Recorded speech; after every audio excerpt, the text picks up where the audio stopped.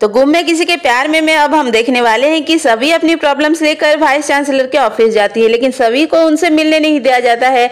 अब सभी को जाए हुए सुबह से शाम हो जाता है, लेकिन सभी उनसे मिल नहीं पाती है क्योंकि वो काफी बिजी होते हैं। अब सभी डिसाइड करती है कि वो किसी भी तरीके से उनसे मिलेगी। इसके लिए सभी उनके घर भी चली जाती है, लेकिन यहाँ पर भी गार्ड्स उसको रोक लेते हैं। पर सभी इतनी आसानी से कहाँ हार मानने वाली है। अब सभी जो है किसी भी तरीके से कूद फांद कर उनके घर में जाने का डिसाइड करती है। इसके लिए वो एक पेड़ पर चढ़ जाती है, लेकिन यहाँ पर वो पेड़ से नीचे गिर जाती है। इसी वक्त वहाँ पर वाइस चांसलर आ जाते हैं, उसको अंदर बुलाते हैं। यहाँ पर सभी अपनी कॉलेज की जितनी भी प्रॉब्लम्स है वो सब कुछ बताती है कि मैं निर्दोष हूँ, मुझे फंसाया गया है वगैरह वगैरह। तो वाइस चांसलर यहाँ पर बोलते हैं कि तुम इतनी मेहनत करके मुझसे मिलने के लिए आई हो, इसका मतलब ये है कि तुम झूठ तो नहीं बोल रही हो। यहाँ पर वाइस चांसलर बोलते हैं कि तुम सबूत लाकर दो अपनी बेगुनाही का और मैं तुम्हारा केस दोबारा रीओपन करूंगा और तुम पर जो 5 साल के बैन की चार्जेस लगे हुए हैं उसको भी मैं हटा दूंगा। सभी जो है सबूत लाने की बात करती है और जब घर वापस आती है यहाँ पर वो देखती है कि ईशान और रीवा दोनों ही उसके घर के बाहर खड़े हैं, क्योंकि ये दोनों मिलने के लिए आए हैं और हरिणी से। अब सभी इनको अंदर लेकर जाती है।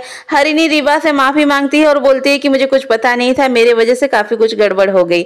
अब यहाँ पर रीवा जो है ईशान के साथ सगाई और शादी की बात करती है। ये बात सुनकर सभी काफी दुखी हो जाती है। तो जाते जाते भी रीवा सभी के जख्मों पर नमक छिड़क कर जाती है, यानी कि रीवा यहाँ पर सभी को बोलती है कि जल्द से जल्द डिवोर्स पेपर सिग्नेचर करके भेज दो। तो सभी बोलती है कि वो जो पेपर से मैंने हॉस्पिटल में छोड़ दिया था जिस नर्स के पास है वो परसों वापस आएगी और मैं तुरंत ही साइन करके आपको भेज दूंगी। वही प्रोमो में हमें दिखाया जाता है कि सभी की दुकान पर आग लग गई है। तो अपकमिंग ट्रैक देखना काफी इंटरेस्टिंग होने वाला है। सभी कैसे सबूत इकट्ठा करेगी अपनी बेगुनाही के लिए।